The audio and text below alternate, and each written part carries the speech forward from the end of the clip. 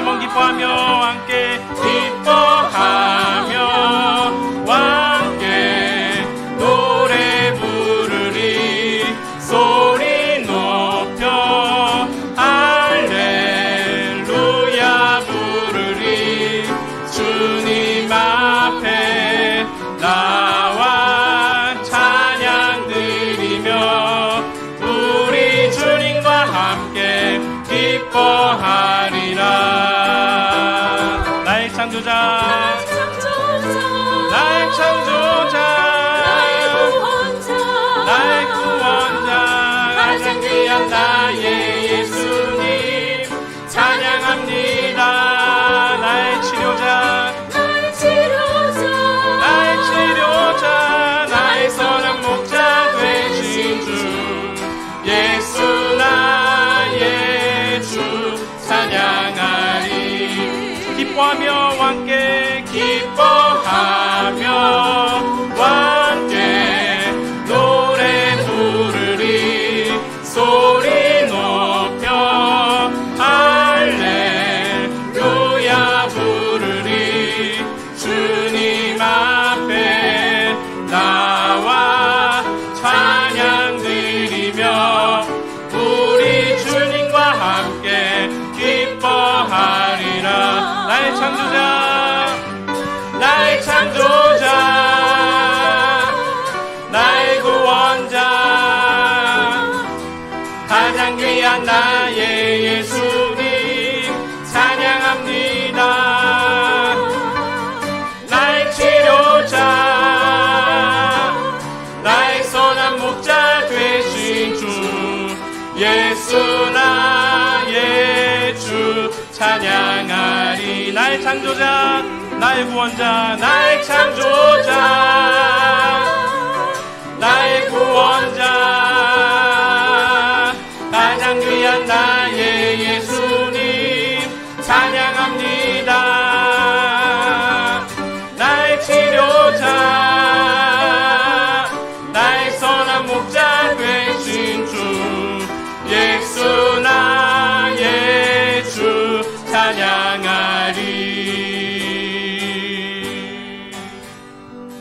죄 많은 이 세상은 내 집안이네. 내 모든 보화는 저 하늘에 있네. 저 천국 문을 열고 나를 부르네. 나는 이 세상에 정들 수 없도다. 오 주님 같은 친구 없도다. 저 천국 없으면 난 어떻게 하나. 저 천국 문을 열고 나를 부르네. 나는 이 세상에 정들 수 없도다. 저 천국에서 모두 날 기다리네. 내 주 예수 피로 죄 씻음 받았네. 나 비록 약하나 주님 날 지키리. 나는 이 세상에 정들 수 없도다. 오 주님 같은 친구 없도다. 저 천국 없으면 난 어떻게 하나. 저 천국 문을 열고 나를 부르네. 나는 이 세상에 정들 수 없도다. 저 영광의 땅에 난 이리 살겠네. 손잡고 승리를 외치는 성도들의 기쁜 찬송 하늘 울려 퍼지네. 나는 이 세상에 정들 수 없도다. 오 주님 같은 친구 없도다. 저 천국 없으면 난 어떻게 하나. 저 천국 문을 열고 나를 부르네.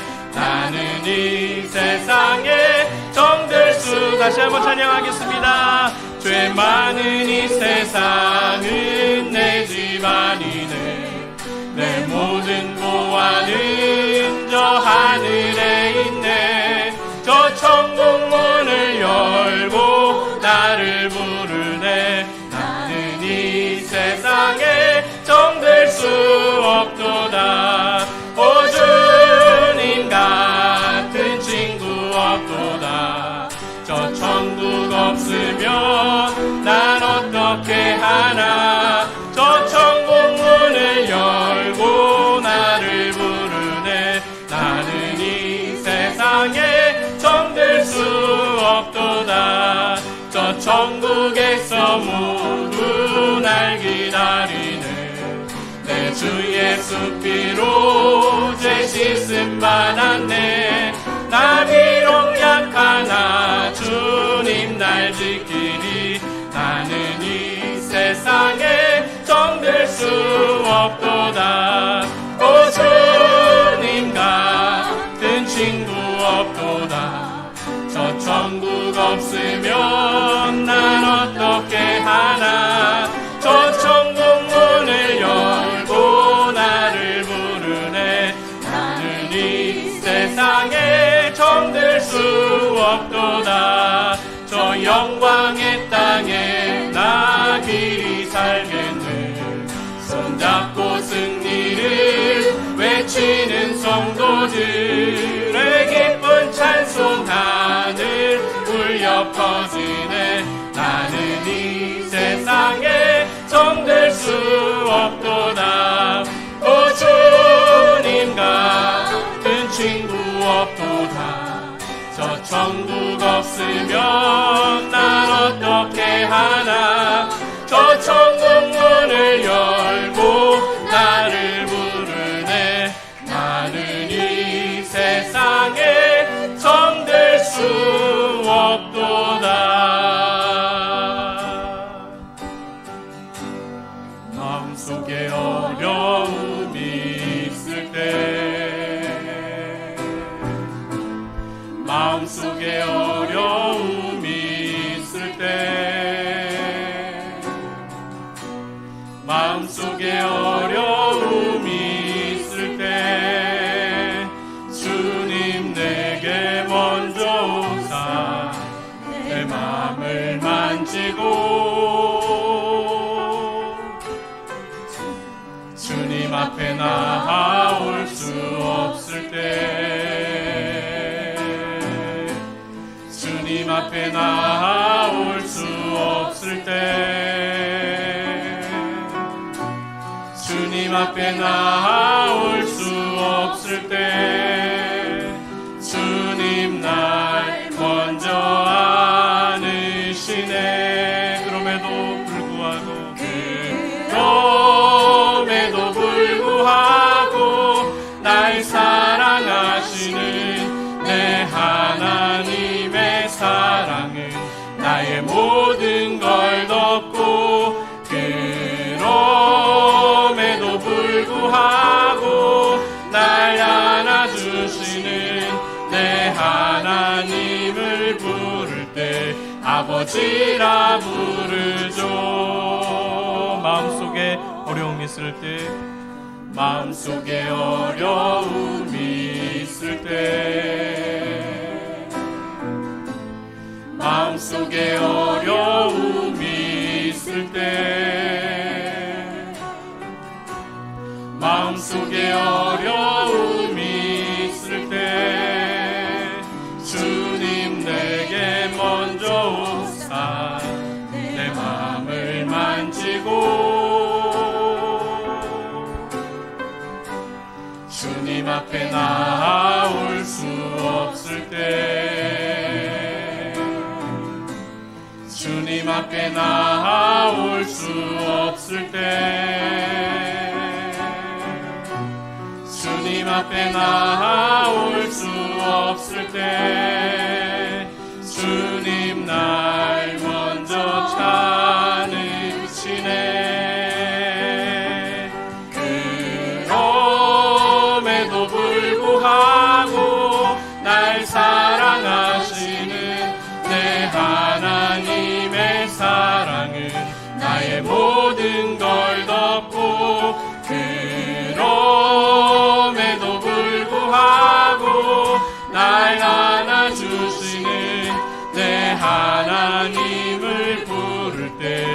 아버지라 부르. 그럼에도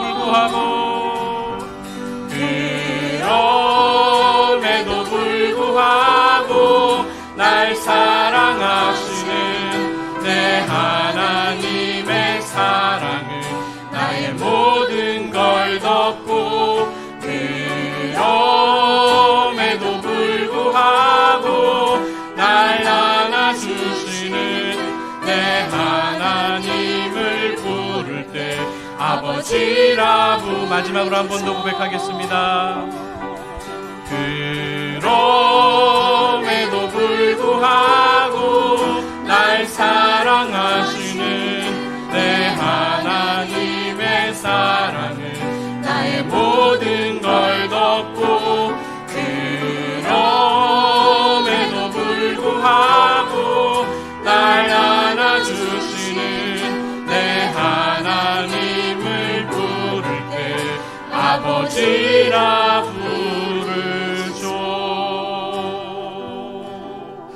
함께 기도하며 나아가겠습니다. 하나님, 오늘 예배 가운데 아버지 되신 그 하나님께서 우리를 만나 주시옵소서. 말씀을 통하여 만나 주옵소서. 기도하며 나아가겠습니다.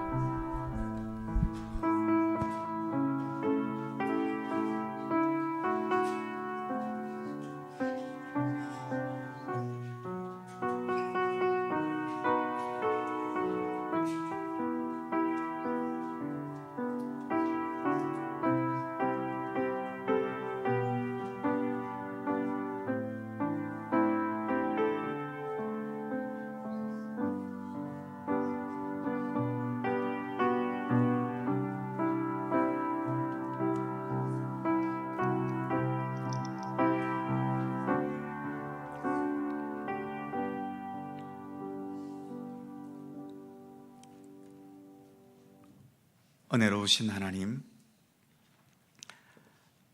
대림절 첫 주간을 지내면서 오늘 이 수요일 저녁도 또 주님의 말씀과 은총을 기다리고 사모하며 주님 앞에 나왔습니다. 바쁜 여러 세상 일들, 우리를 이리로 저리로 또 몰아가는 세상이지만 그런 가운데서도 주님을 향한 우리의 마음을 우리가 굳게 정하고 때를 따라 주님 앞에 나와야 할 시간에 이처럼 겸손히 나와 머리 숙이며 함께 예배할 수 있는 은총을 주심에 더욱 감사드립니다.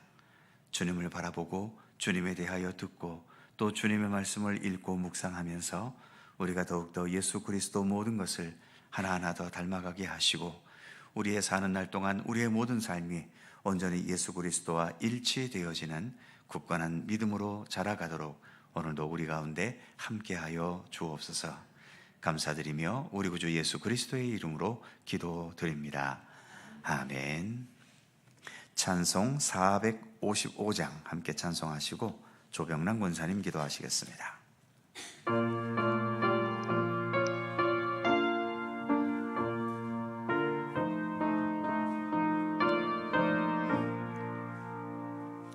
주님의 마음을 본받는 자, 그 마음의 평강이 찾아오면 험악한 세상을 이길 힘이 하늘로부터 임함이로다.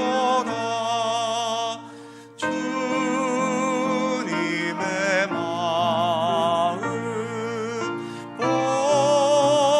본받아 살면서 그 거룩하신 나도 이루리. 주 모습 내 눈에 안 보이며 그 음성 내 귀에 안 들려도 내 영혼 날마다 주를 만나 신령한 말씀 늘 배우더라. 주님의 마음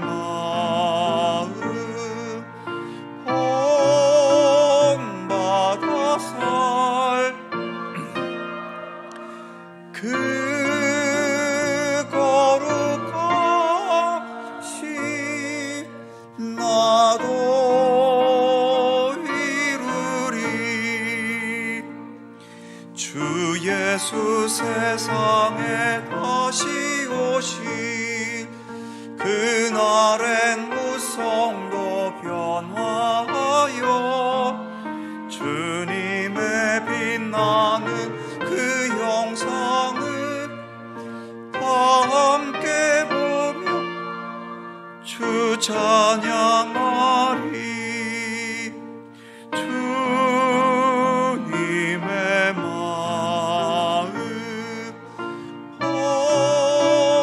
받아 살면서 그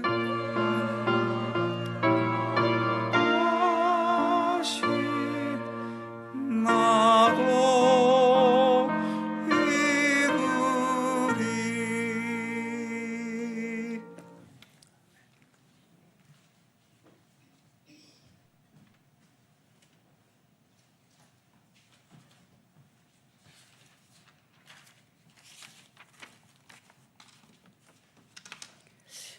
평화의 왕으로 오시는 주님을 찬양합니다. 주님의 오심을 기다리는 대림절기를 하나님의 은혜로 지나게 하심을 감사드립니다. 세상은 평화롭게 살기를 원하지만 전쟁으로 많은 사람들이 아픔과 고통 가운데 있습니다. 그곳에 휴전의 시간을 주시고 회복의 시간을 주옵소서. 하나님, 이 나라와 이 백성을 불쌍히 보시옵소서. 정치인들이 나라와 국민을 생각하는 진실한 정치인들이 되기를 간절히 원합니다. 우리 교회를 늘 사랑하시는 하나님, 목사님을 통해 선포되어지는 말씀으로 더 자라가는 우리 교회가 되게 하옵소서. 서로를 세우는 교회가 되게 하여 주시옵소서. 사랑의 수고가 있는 우리 교회가 되게 하여 주옵소서. 하나님, 우리 교회에 연약한 이들이 있습니다. 가정에서, 요양원에서 힘든 시간 가운데 계시는 이들에게 회복의 시간과 주님의 크신 위로를 주옵소서. 이 시간 말씀을 전하시는 목사님, 성령께서 함께하여 주시고 성대를 보호하여 주시옵소서. 말씀을 전하실 때 우리에게 들을 수 있는 길을 열어 주옵소서. 정성으로 준비한 두바라 찬양대 찬양을 드립니다. 받아 주시옵소서. 평화의 왕이 되시는 예수님의 이름으로 기도드립니다. 아멘.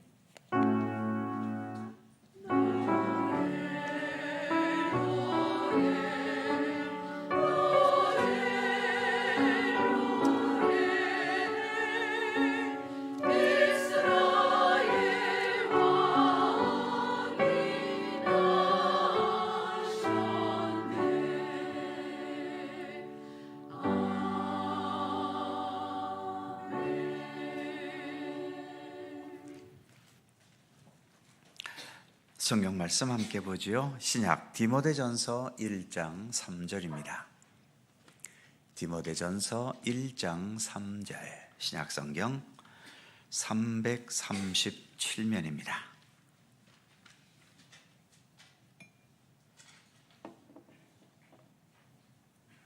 신약 337면 디모데전서 1장 3절에서 7절까지의 말씀입니다.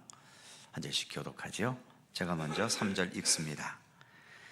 내가 마게도냐로 갈 때에 너를 권하여 에베소에 머물라 한 것은 어떤 사람들을 명하여 다른 교훈을 가르치지 말며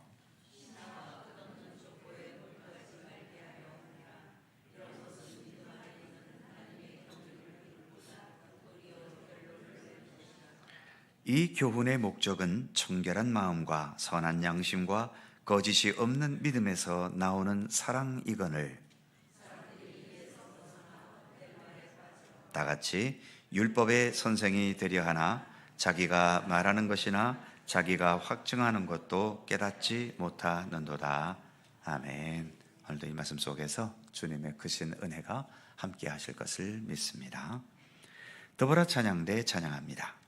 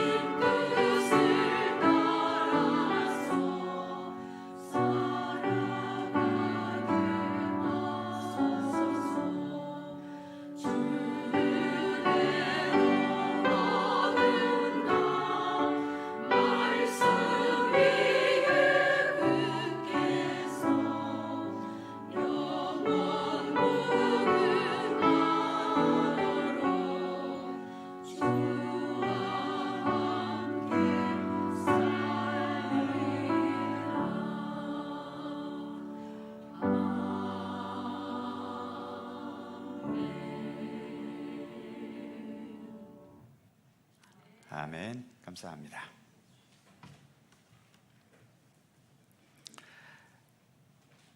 자, 신약개관 39번째 시간이고요.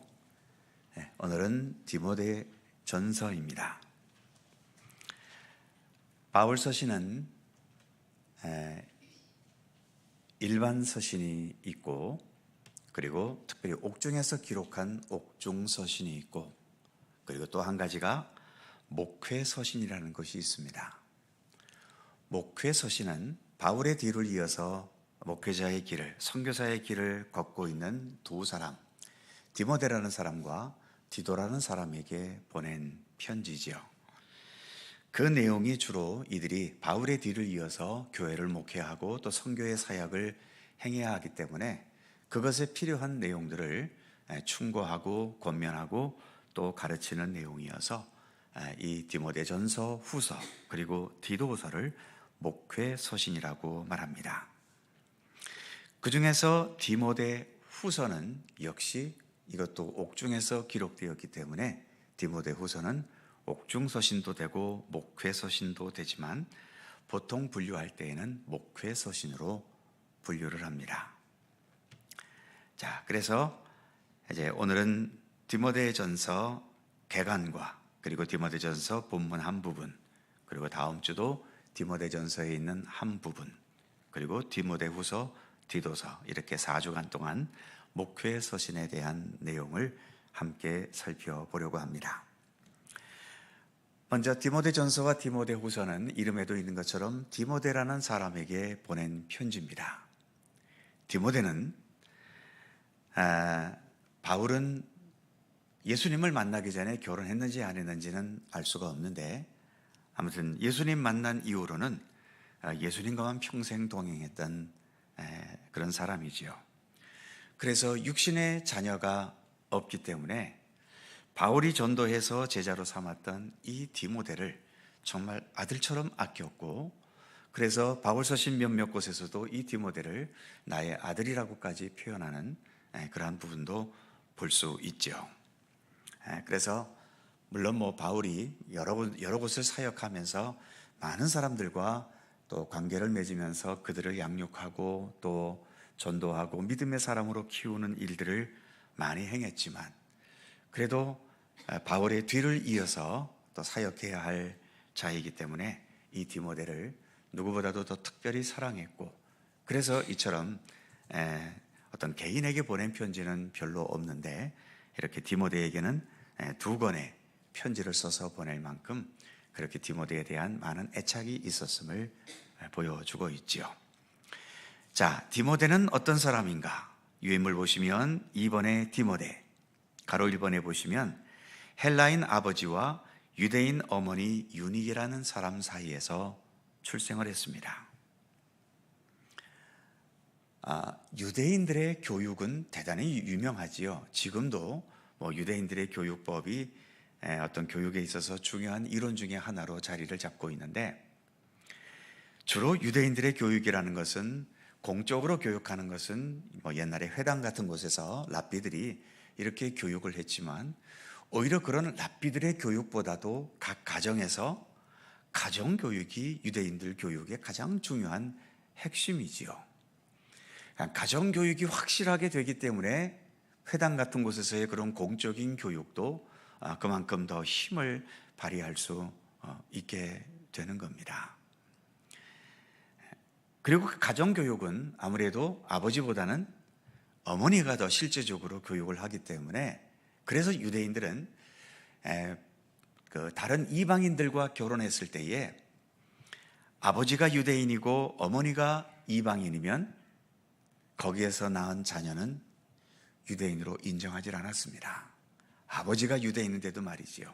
우리나라처럼 유교 문화권 속에서 부계혈 쪽의 이런 문화 속에서는 아버지가 유대인이니까 당연히 그 자녀도 유대인이어야 되는데, 유대인들은 아버지가 유대인이고 어머니가 이방인이면 유대인으로 인정하지 않았습니다. 반면에 어머니가 유대인이고 아버지가 이방인이면 그때는 유대인으로 인정을 했던 거지요. 이유는 단 하나, 교육 때문입니다. 어머니가 교육을 하기 때문에, 그래서 행정적인 것은 아버지의 계열을 따를지 몰라도, 그래서 성경도 마태복음 1장에 아브라함이 이삭을 낳고 이삭이 야곱을 낳고 하면서 부계 혈족을 말하고 있지만, 적어도 이렇게 교육적인 차원에서는 어머니의 계통을 따라서 유대인으로 인정하느냐 마느냐가 결정이 되었다라고 하는 거죠. 이 디모데도 아버지가 헬라인이니까 아버지로부터는 어떤 신앙적인 교육을 받을 수가 없었겠지요. 아버지는 당연히 안 믿는 사람이었을 테니까 말이죠. 반면에 어머니 유니게가 유대인이었기 때문에 이처럼 어머니에게서 철저한 신앙의 교육을 받았던 것 같아요. 그래서 바울에게도 이렇게 발탁될 수 있었던 거지요. 이 내용은 디모데 후서에 나옵니다만 그 밑에 화살표에 보시면 유니게와 외조모 로이스, 그러니까 이 디모데 집안은 어머니들이 아주 철저한 믿음의 사람이었던 것 같아요. 외조모 로이스 그리고 어머니 유니게, 이렇게 모계 혈족으로 이어지는 신앙의 계통 속에서 디모데는 자라났던 거지요. 이 내용은 디모데 후서 1장 5절에서 언급되고 있는 내용입니다. 가로 2번에 보시면 바울이 2차 선교 여행 시에 디모데를 만났습니다. 그래서 그때부터 바울과 합류해서 바울의 제자로서 길러지고 또 바울의 동역자로서 같이 동행했던 거지요. 이제 어느 정도 디모데를 키워서 3번에 보시면 후에 에베소 교회에 디모데를 파송했습니다. 아마도 이 에베소 교회가 디모데가 이제 바울로부터 교육을 받고 지도자로서 첫 발을 내디딘 교회가 에베소 교회였던 것 같습니다. 그런데 이 어느 교회치고 교회를 만만하다고 표현하면 좀 그렇습니다만, 교회마다 분위기가 달라서 어떤 교회는 참 이 쉽고 분위기가 좋은 교회가 있는가 하면 어떤 교회는 상당히 엄격하고 딱딱하고 무겁고 무게감이 있는 그런 교회가 있겠지요. 바울이 보통 누구를 어디에 파송했다라고 할 때에는 좋은 일이 있어서 파송하는 경우는 거의 없지요. 좋은 일 많은데 뭐하러 누구의 도움이 필요하겠어요. 자기들끼리 잘 먹고 잘 살고 재밌게 신앙생활 잘하고 있는데 말이지요. 그런데 바울이 누군가를 특별히 어디엔가 보내야 했다면 그것은 그 교회에 심각한 문제가 있기 때문입니다. 치고받고 싸우고 있든지 아니면 어떤 그 이단적인 사상을 받아들여서 신앙의 순수성을 잃어버렸다든지 이런 심각한 문제가 있기 때문에 누군가를 파송하는 거거든요. 그러니까 바울이 전도 여행을 하다가 에베소 교회에 이 디모데를 보내야 했다는 것은 에베소 교회 안에도 뭔가 누군가가 가서 해결하지 않으면 안 되는 심각한 문제가 있었다는 겁니다. 그런데 이 디모데가 처음 파송을 받을 때 분위기가 좋은 교회를 갔으면 참 좋겠습니다만 이렇게 문제가 있는 교회에 파송을 가니까 디모데도 걱정스럽고 또 디모데를 보내야 하는 바울도 염려가 될 수밖에 없겠지요. 이 어린 디모데가 이 일을 잘 할 수 있을런지, 혹시 그 어려운 교회에 가서 일하다가 또 상처를 받아서 또 낙심하게 되거나 또 그 사역자의 길을 포기하게 될 것은 아닌지 여러 가지 염려가 들 수밖에 없었지요. 그래서 이렇게 디모데를 에베소로 보내고 디모데에게 부족한 부분 그리고 에베소의 현실을 생각하면서 디모데가 그 에베소에서 잘 사역할 수 있도록 몇 가지 충고와 가르침이 필요했던 거지요. 그래서 그런 필요에 의해서 디모데 전서가 기록이 된 겁니다. 그래서 유인물에 있는 것처럼 가로 3번에 보시면 후에 에베소 교회에 디모데를 파송했는데 이 자리가 무겁고 부담스러운 자리여서 한편으로는 디모데를 격려하고 또 한편으로는 실제적인 목회의 지침을 가르치기 위해서 기록한 서신입니다. 자, 디모데전서 세부 내용을 보시면 도표에 있는 것처럼 1장은 거짓 교사들, 아마도 에베소 교회 안에 여러 거짓 교사들이 있었던 것 같아요.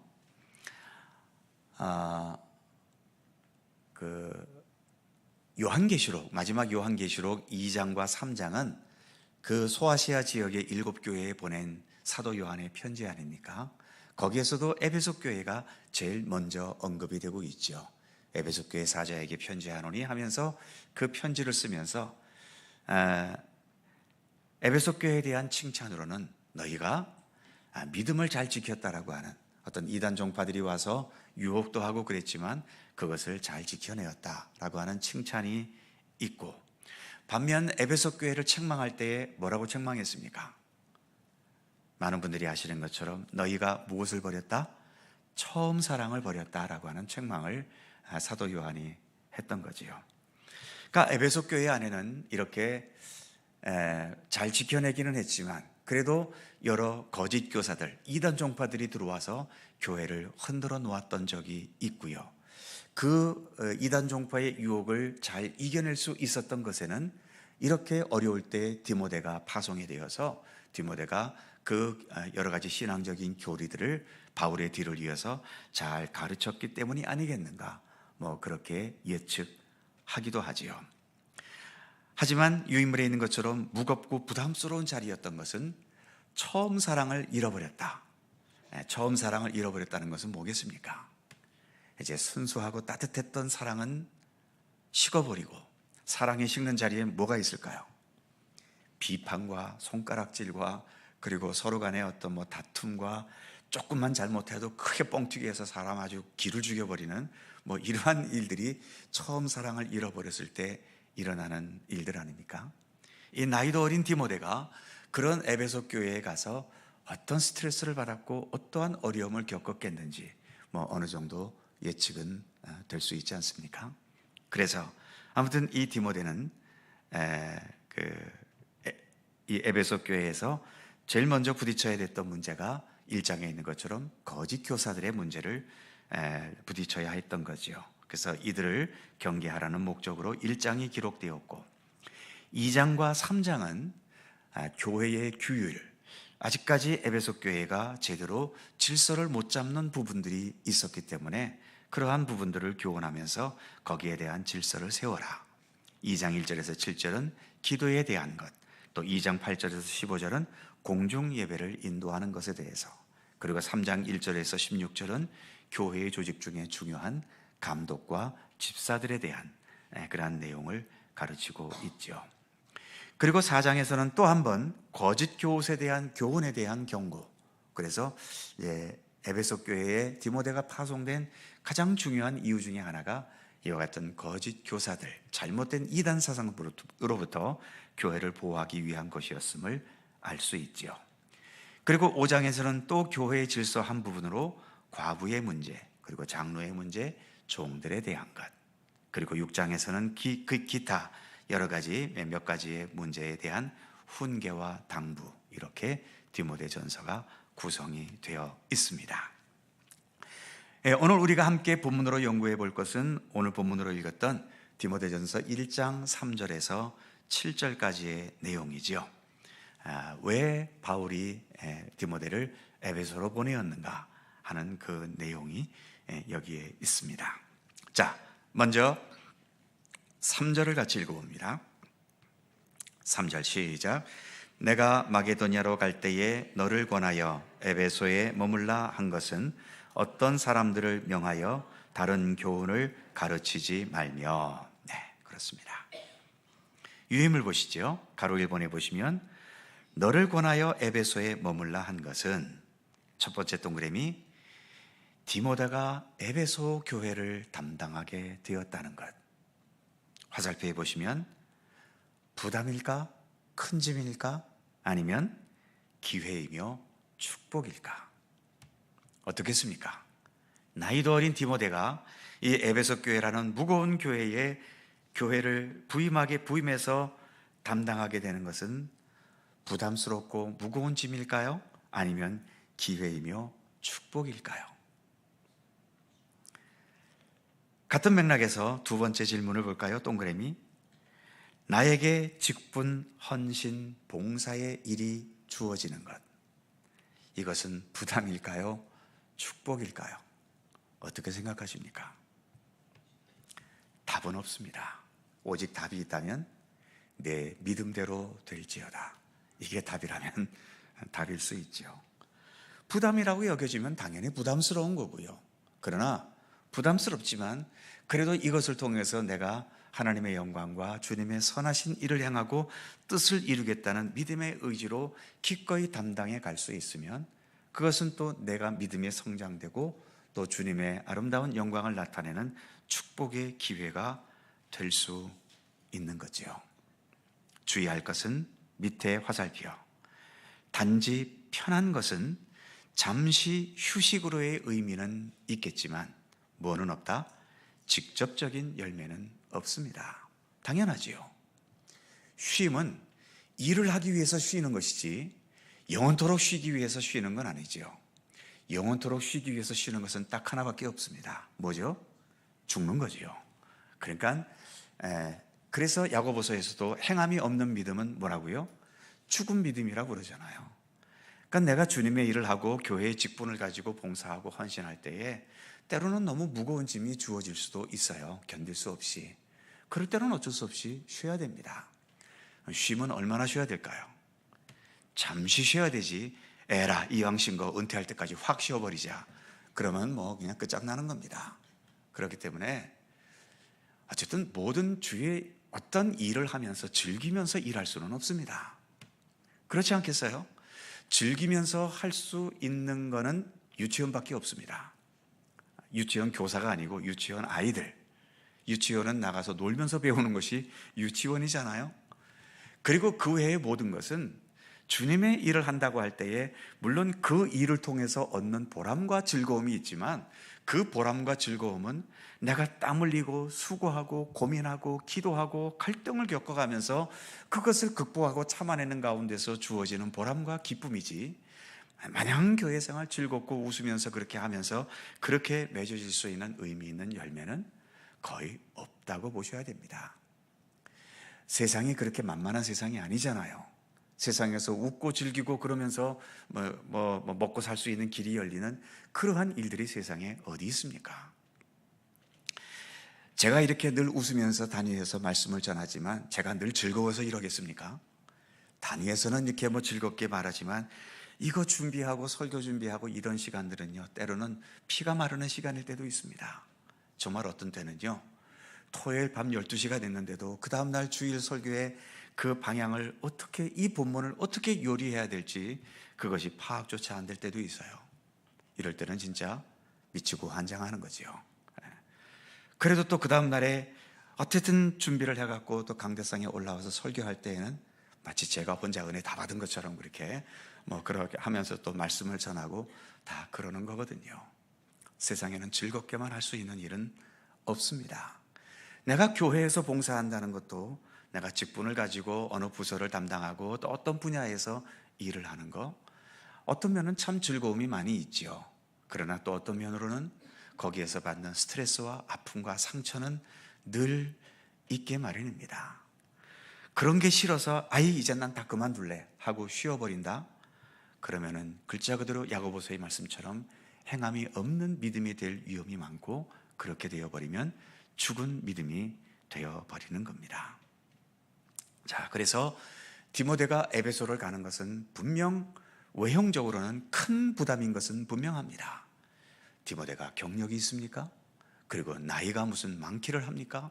모든 게 불리한 상태이지만 그럼에도 이 에베소에 가서 그 위험한 상황들을 만나고 또 여러 가지 힘든 스트레스를 겪어가면서 디모데는 주님의 일꾼으로서의 모습으로 다듬어져 갈 수 있었던 거죠. 그런 면에서 디모데가 에베소에 간 것은 큰 축복입니다. 부담과 축복은 그래서 늘 같이 있는 거지요. 그래서 그 부담을 축복의 의지로 이겨낼 수 있는 것, 그게 믿음이고 그게 주님의 일꾼들의 자세가 되어져야 하는 거죠.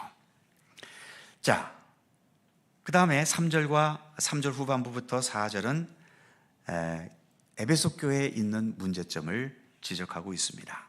자, 3절 후반부부터 읽어볼까요? 어떤 사람들은부터, 중간 후반부죠. 시작. 어떤 사람들을 명하여 다른 교훈을 가르치지 말며, 4절 신하와 끝없는 족보에 몰두하게 하려 함이라. 이런 것은 믿음 안에 있는 하나님의 경륜을 이룸보다 도리어 변론을 내는 것이라. 아멘. 자, 디모데전서 첫 부분부터 에베소 교회에 있는 문제를 언급하고 있어요. 그러니까 이 디모데가 앞으로 이 어려운 문제들을 어떻게 헤쳐나가야 될 것인지, 어떻게 풀어나가야 될 것인지 중요한 과제가 있음을 말해주고 있지요. 자, 어떤 것이 있었을까요? 요인물을 보시면 첫 번째 동그라미 무엇이 있어요? 다른 교훈이 있다는 겁니다. 이 바울이 갈라디아 교회도 그렇고 고린도 교회도 그렇고 또 지금 언급되고 있는 에베소 교회도 그렇고 바울이 세워서 바울이 그의 복음을 가지고 바른 교훈으로 성도들을 교육하고 양육을 했는데 바울이 떠나면서 뒤에 들어왔던 사람들 중에는 이상한 존재들이 있어가지고 잘못된 이단 사상들 또는 이전에 유대교회에 있었던 그런 사람들이 들어와서 그 물을 다 흐르는 일이 있었던 거죠. 그래서 갈라디아서도 고린도서도 이처럼 바울이 나간 후에 흐려진 그 복음의 물을 또 다시 맑게 하기 위해서 애쓰는 모습을 보여주고 있잖아요.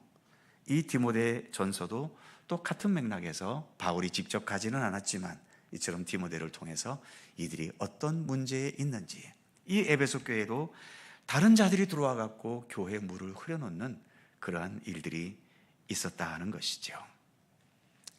다른 교훈이라는 것은 유인물도 보시면 비복음적인 것, 신앙의 본질이 아닌 것, 이단 사상.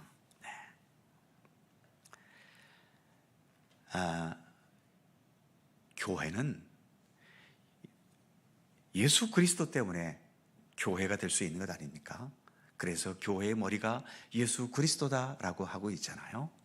그러니까 예수 그리스도 외에는 모든 것은 다 비본질적인 겁니다.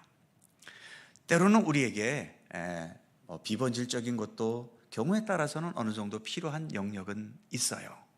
그러나 그 비본질적인 것이 본질의 자리에 올라와 버리면 그건 곤란한 거지요.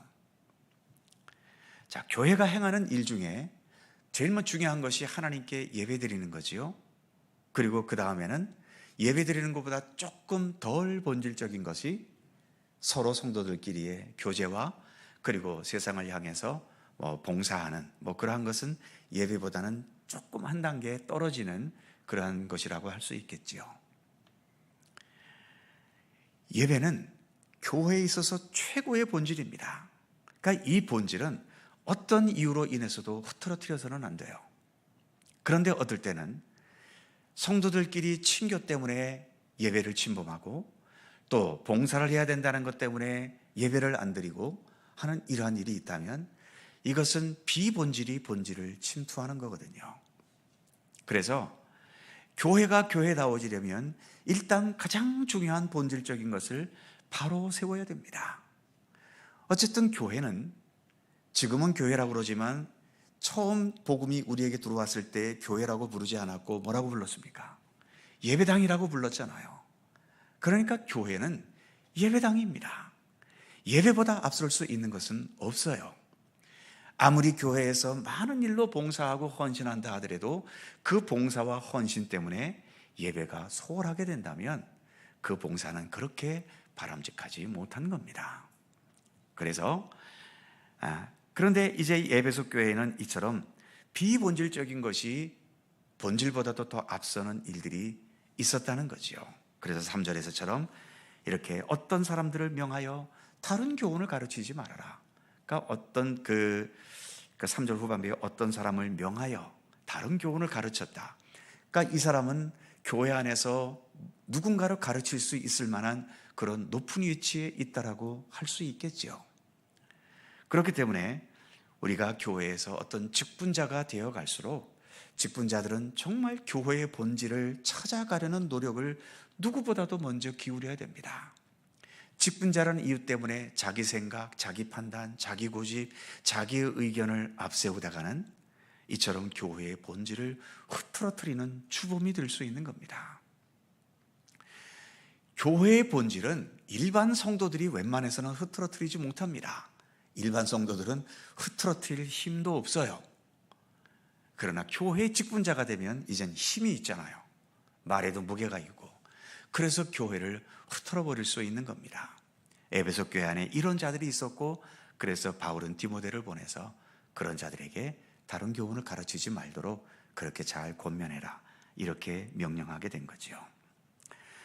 4절로 넘어가게 되면 유인물 맨 마지막이지요. 신화.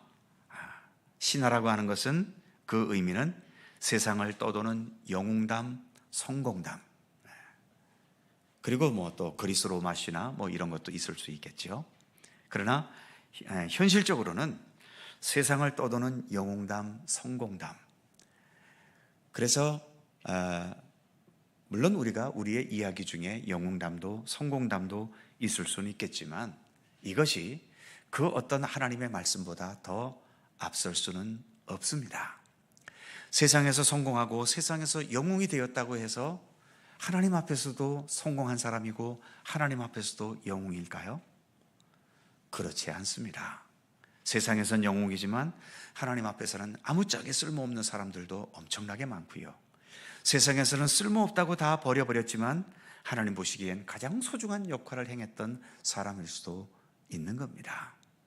그러니까 우리가 성공을 이야기하고 영웅을 이야기한다면 진실한 믿음, 참된 겸손, 믿음의 아름다운 성품, 뭐 이것에 대해서는 이야기할 수 있지만 세상적으로 부자가 된 것, 또 세상 일에 어떻게 성공한 것, 어떤 경쟁에서 내가 남을 이긴 것, 이러한 것들이 어떤 우리의 신앙의 마치 본질처럼 되어버려서는 대단히 곤란한 겁니다. 그 다음에 뒷페이지 넘어가시면 끝없는 족보. 우리나라만 족보 타령하는 줄 알았더니 유대인들도 상당한 족보 타령을 초대교인들도 했는 모양입니다. 이때의 족보는 거기 나와 있는 것처럼 세상의 지위, 명예, 권세 같은 것에 집착하는 것. 특히 우리 한국교회 같은 경우는 아무래도 우리가 이렇게 기독교인들이어도 우리의 사회적인 분위기는 아직까지도 이 유교적인 이 가치관에서 벗어나지 못한 것이 많은데, 이 유교적인 가치관은 그 지위, 위치 이런 것에 대해서 대단히 예민하지요.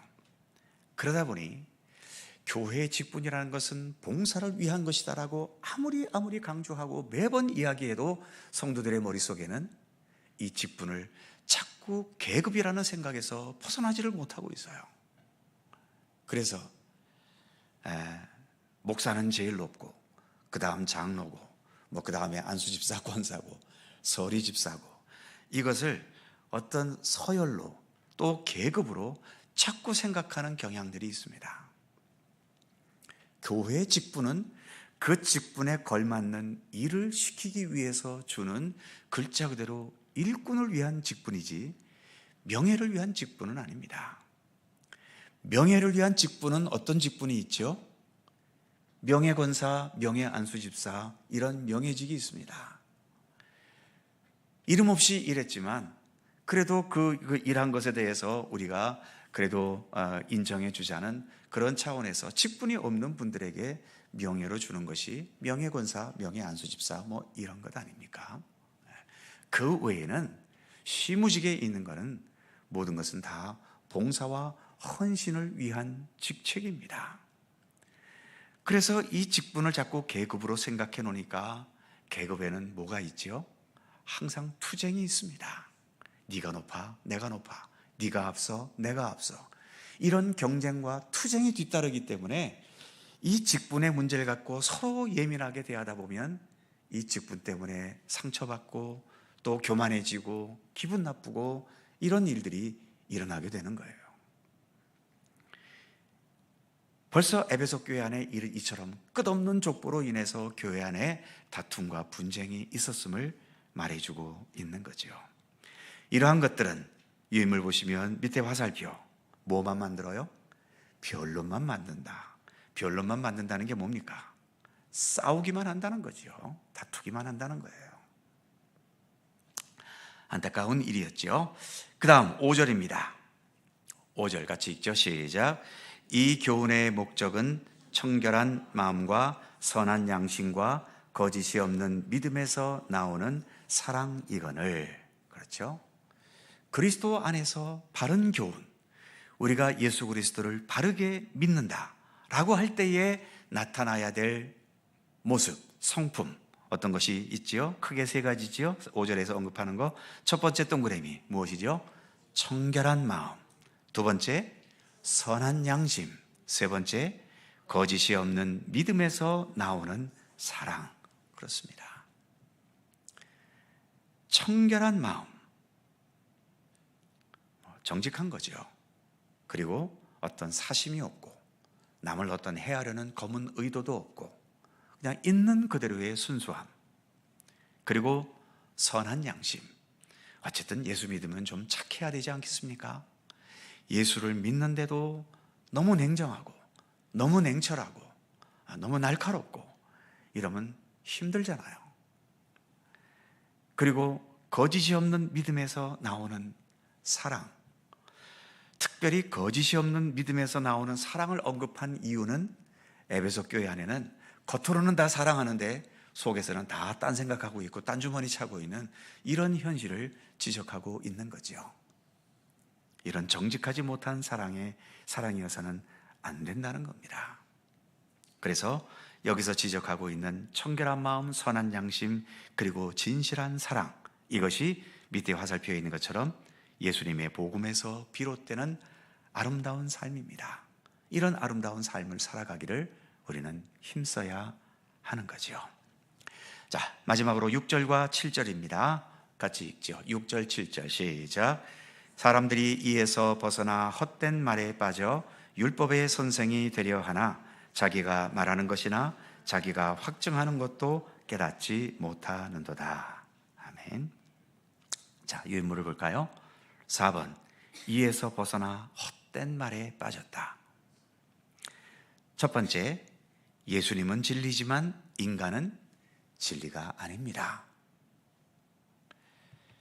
그래서 두 번째 동그라미, 인간의 지식과 경험과 깨달음은 한쪽의 진리만 담고 있지 보편적이고 완전한 진리는 아니라는 것입니다.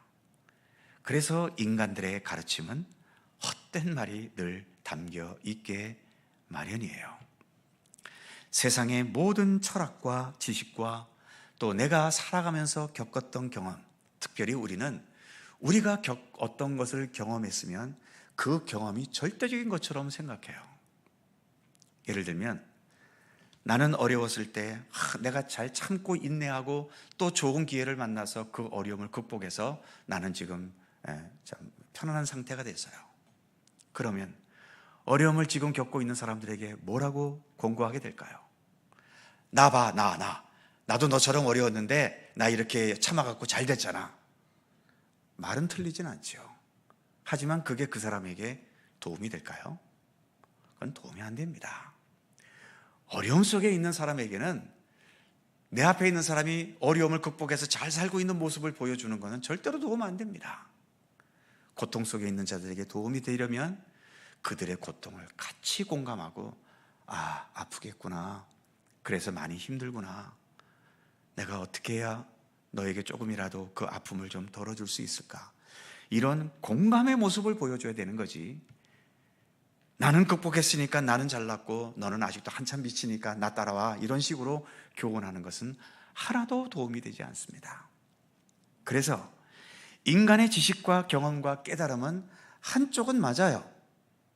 배웠고 알았고 또 경험했으니까요. 그러나 그것이 절대적은 아니기 때문에 그래서 자기의 어떤 가르침, 자기의 의견, 자기의 생각을 너무 고집을 부리는 것은 서로를 힘들게 만드는 겁니다. 그래서 7절에 무슨 말이 나옵니까? 율법의 선생이 되려 하나. 이게 무슨 뜻이겠어요? 선생이 된다는 거, 자꾸 가르친다는 거죠. 내가 알아, 내가 경험해봤어, 내가 너보다 그래도 많이 알잖아, 세상 오래 살았잖아 뭐 하면서 자꾸 그렇게 어떤 경력이나 이런 걸 갖고 짓눌러 가면서 교훈해 버리려고 하는 것, 이것이 율법의 선생이 되려 한다는 겁니다. 그런데 어때요? 7절을 계속 보시면 자기가 말하는 것이나 자기가 확증하는 것도 깨닫지 못한다. 아는 것도 없으면서 아는 척하고 겨우 절반을 경험해 놓고서 다 경험한 것처럼 그렇게 이야기하고, 이것은 여기서 말하는 것처럼 자기가 말하는 것도 뭘 말하는지 모르고 자기가 확증하는 것도 깨닫지 못하면서 저렇게 증명됐다고 그렇게 밀어붙인다라고 하는 거죠. 뭐 이런 일들은 예나 지금이나 마찬가지인 것 같아요. 자, 유인물 다시 보시면 두 번째 동그라미죠. 율법의 선생이 되려 하나 깨닫지 못하는도다. 화살표, 제대로 모르면서 모든 것을 다 알듯이 주장하는 것의 어리석음. 그래서 마지막 네 번째 동그라미, 그러므로 참된 진리는 누구에게? 오직 예수 그리스도께만 있다. 그래서 우리는 결국 주의 말씀으로 다시 돌아와야 하는 것이죠. 자, 아무튼 디모데는 이 힘든 교회에 파송을 받았고 이런 문제들을 해결해 가야 합니다.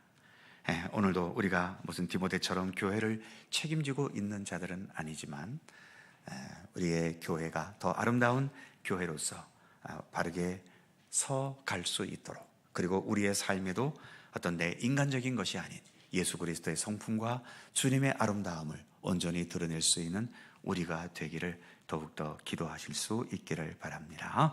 기도하겠습니다. 오늘의 말씀을 생각하면서 내가 더 바르고 참된, 더 예수 그리스도 중심의 겸손하고 진실한 믿음의 사람으로 자라가도록, 성숙한 인격을 지닌, 믿음의 인격을 지닌 하나님의 사람으로 자라갈 수 있도록 위해서 기도해 주시기 바랍니다. 우리 교회도 더 주님의 사랑으로, 주님의 말씀으로 참된 예배를 통해서 건강하게 바르게 세워져가는, 그래서 이 세상 속에서 참된 소금과 빛의 역할을 온전히 감당하는 굳건한 교회로 설 수 있도록 우리 교회를 위해서도 기도해 주시기 바랍니다. 여러 환우들을 위해서 기도해 주시고, 또 우리나라와 민족과 전쟁이 멈추지 않은 지금 이스라엘과 하마스, 또 우크라이나 모든 지역을 위해서 기도해 주시기 바랍니다. 오늘의 말씀을 생각하며 통성으로 2, 3분 함께 간절히 기도합니다. 거룩하신 아버지 하나님, 은혜와 사랑을 감사합니다. 오늘 이 저녁도 주님 앞에 나와 또 주님의 귀한 말씀을 우리가 함께 생각하고 묵상합니다. 하나님 아버지, 원하옵기는 우리의 마음속에 더욱더 예수님의 마음을 허락해 주시기 원합니다. 헛된 생각, 헛된 것 다 내려놓고 예수 그리스도로, 주님의 마음으로, 주님의 인격과 주님의 성품으로 더 아름답게 다듬어져 갈 수 있도록 하나님 함께해 주시옵소서. 꽃에서 아름다운 향기가 우러나오듯 예수 그리스도로 우리가 충만하여 우리의 말에서, 우리의 행동에서, 우리의 표정에서, 우리의 삶에서 예수 그리스도의 아름다운 성품과 인격과 그 진실함을 나타낼 수 있는 건강하고 견고하고 굳건한 우리들의 삶이 되도록 도우시기를 원하옵고 기도합니다. 거룩하신 아버지 하나님, 오늘도 여러 가지 고통과 아픔 속에 주님의 도우심을 바라는 성도들의 간절한 기도에 기억하시고, 모든 환우들에게 치유의 은총을 베푸시며 고민과 걱정과 아픔을 안고 있는 모든 성도들에게 그 모든 것들을 능히 딛고 일어설 수 있는 굳건한 믿음의 의지를 허락하여 주옵소서. 이 나라와 이 민족, 또 아버지의 근거한 민족으로 설 수 있게 하시고, 하나님의 정의와 주님의 선하신 뜻이 바르게 이루어지고 나타나는 굳건한 나라로 설 수 있도록 하나님 도우시고 함께하여 주옵소서. 여전히 전쟁의 포화 속에 있는 나라들을 기억해 주시고 그 백성들을 불쌍히 여겨 주옵소서. 저들의 아픔과 공포와 두려움을 주님께서 불쌍히 여기시고 속히 주님의 평강과 평화가 임할 수 있도록 함께하여 주옵시며, 그 외에도 여러 가지 기근과 아버지 하나님 질병과 여러 자연재해 속에서 두려움 속에 있는 모든 주의 백성들에게 치유와 회복의 은총을 모두에게 베풀어 주옵소서.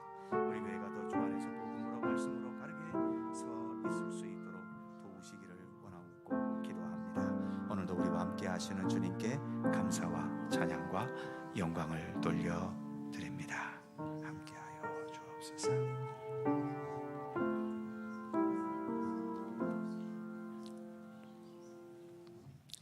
거룩하신 하나님, 디모데가 에베소 교회로 파송을 받았습니다.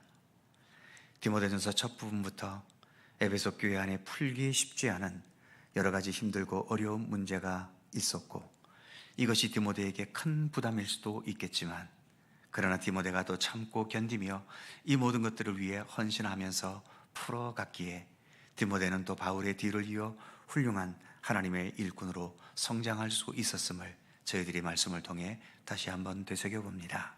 하나님, 항상 우리에게 어떠한 일들이 주어지단 그것이 우리에게 부담이 될 수도 있겠지만, 그 모든 것들을 믿음으로 헤쳐나가면서 오히려 그 모든 것들이 우리에게 축복과 감사의 조건이 될 수 있도록 함께 하시기를 원하옵고 기도합니다.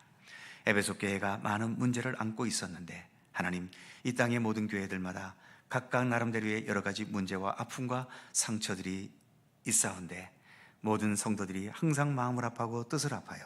그 모든 부족함과 연약함들을 채워가고 모든 상처들을 치유해가면서 더 건강하고 아름다운 교회로 함께 세워갈 수 있도록 도우시기를 원하고 기도합니다. 우리 모든 성도들에게도 예수님의 성품과 그 아름답고 참된 마음을 허락해 주셔서 우리의 참된 믿음을 통하여 교회를 더 건강하게 세우고 세상 속에서도 참된 소금과 빛의 역할들을 잘 감당하는 주님의 백성들 되게 하여 주시옵소서. 오늘도 이 저녁 함께 참여한 모든 주의 백성들에게 하늘의 은총과 평강과 주님의 사랑으로 늘 동행하여 주시기를 원하옵고 우리 구주 예수 그리스도의 이름으로 기도하옵나이다. 아멘. 자, 서로 살펴보시면서 사랑의 인사 함께 나누시기 바랍니다. 건강하시고요. 좋은 일 많으시기 바랍니다. 고맙습니다.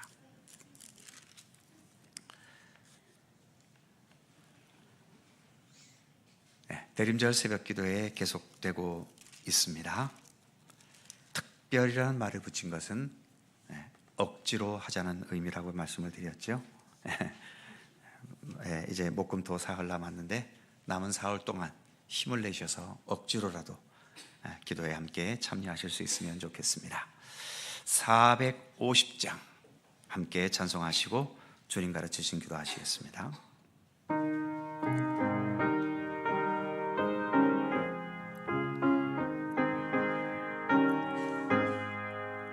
내 평생 소원 이것뿐 주의 일 하다가 이 세상 이별하는 날 주 앞에 가리라. 꿈같이 헛된 세상 일 취할 건 무엇냐. 수고함만 하여도 헛된 것뿐일세. 불같은 시험 많으나 겁내지 맙시다. 구주의 권능 크시니 이기고 남겠네. 금보다 귀한 믿음은 참모배 되도다. 이 진리 믿는 사람들 다 복을 받겠네. 살같이 빠른 광음을 주 위에 아끼세. 몸과 마음을 바치고 힘써서 일하세.